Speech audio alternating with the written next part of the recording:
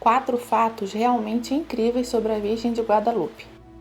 Todo ano, no dia 12 de dezembro, a Igreja Católica celebra a festa de Nossa Senhora de Guadalupe. Nesse dia, em 1531, a Virgem Maria apareceu a um indígena chamado Juan Diego. A história do manto em que a imagem da Virgem apareceu é conhecida. O que ainda é desconhecido para a ciência é como ela foi feita. Em um de seus encontros, a Virgem Maria pediu a Juan Diego que recolhesse no manto dele um tecido muito singelo, rosas de Castilha, que tinham florescido apesar do inverno, para que as apresentasse ao arcebispo do México, Dom Juan de Zumárraga, como prova das aparições. Quando Juan Diego desdobrou o manto com as rosas diante do prelado, sobre ela estava impressa a imagem de Nossa Senhora de Guadalupe. Nos seguintes 7 anos, mais de 9 milhões de astecas se converteram ao cristianismo. Juan Diego foi proclamado santo por São João Paulo II em 2002, na sua última visita ao México.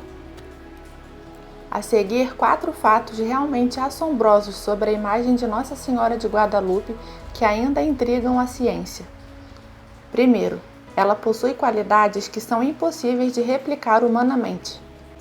Feita principalmente de fibras de cacto, o manto era tipicamente de baixíssima qualidade e tinha uma superfície áspera, tornando-o muito difícil de usar, muito menos para pintar sobre ele uma imagem que perdurasse. Entretanto, a imagem ainda se conserva intacta e os cientistas que a estudaram insistem que não se utilizou nenhuma técnica para adequar a superfície.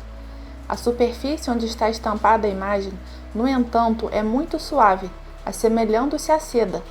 A parte onde a imagem não está segue sendo áspera e tosca.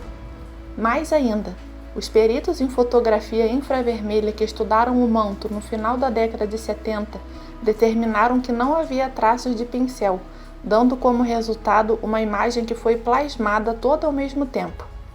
Isto junto com uma qualidade iridescente de mudar ligeiramente de cores dependendo do ângulo que uma pessoa veja, e o fato de que a coloração da imagem não demonstra elementos animais ou minerais. Os corantes sintéticos não existiam em 1531, o que gera ainda mais perguntas aparentemente impossíveis de responder. Isso é assombroso. Segundo, a ciência demonstrou que não se trata de uma pintura. Uma das primeiras coisas que dizem os céticos sobre a imagem é que de alguma forma houve uma fraude e que a imagem foi pintada com uma técnica conhecida naquele tempo, mas desconhecida hoje em dia. O fato é que há séculos ninguém conseguiu replicar uma imagem com as propriedades deste manto, começando pelo fato que perdure tanto tempo, quase 500 anos, sem descolorir. Miguel Cabrera, artista do século XVIII que produziu 3 das melhores cópias já conhecidas, uma para o arcebispo, uma para o papa e uma para ele para futuras réplicas, uma vez escreveu sobre a enorme dificuldade de recriar a imagem, mesmo sobre as melhores superfícies, outro fato assombroso. Terceiro, o manto mostrou características surpreendentemente parecidas com as de um corpo humano. Em 1979, quando o Dr. Philip Callahan, um biofísico da Universidade da Flórida, Estados Unidos, estava analisando o manto usando tecnologia infravermelha, descobriu que a malha mantém uma temperatura constante de entre 36,6 e 37 graus Celsius, a temperatura normal de uma pessoa viva. Quando o Dr. Carlos Fernández de Castilho, médico mexicano, examinou o tecido, encontrou uma flor de 4 pétalas sobre o ventre de Maria. Os astecas chamavam a flor Nahui Olim e era o símbolo do sol e da plenitude.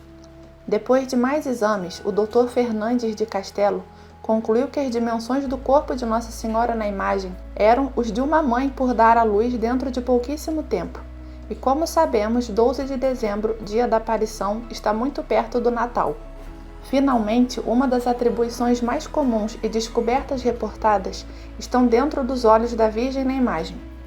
O Dr. José Alt Tonsmann, um oftalmologista peruano, estudou os olhos da imagem da Virgem com uma magnificação de 2.500 vezes e foi capaz de identificar até 13 indivíduos em ambos os olhos em diferentes proporções, exatamente como um olho humano refletiria uma imagem. Parecia ser uma captura do momento exato em que Juan Diego desdobrou o manto perante o arcebispo Zumárraga. Isso é surpreendente. Quarto, parece ser virtualmente indestrutível. 2 eventos ameaçaram o manto através dos séculos. Um deles ocorreu em 1785 e o outro em 1921. Em 1785, um trabalhador estava limpando o recobrimento de vidro quando acidentalmente derramou solvente de ácido nítrico sobre uma grande parte da imagem. A imagem e o resto do manto deveria ser quase instantaneamente corroído pelo ácido, mas não foi assim. A imagem autorrestaurou-se após 30 dias e permanece intacta até o dia de hoje, com apenas pequenas manchas e em lugares onde a imagem não está plasmada. Em 1921, um ativista anticlerical escondeu 29 cargas de dinamite em um vaso de rosas e o pôs diante da imagem dentro da Basílica de Guadalupe. Quando a bomba explodiu, quase tudo, desde o piso até o genuflexório de mármore, voou pelos ares. A destruição alcançou inclusive as janelas a 150 metros de distância, e os candelabros de metal que estavam ao lado da Virgem ficaram retorcidos pela força do impacto. Entretanto, a imagem e o vidro a seu redor, que não era prova de bala, permaneceram totalmente intactos.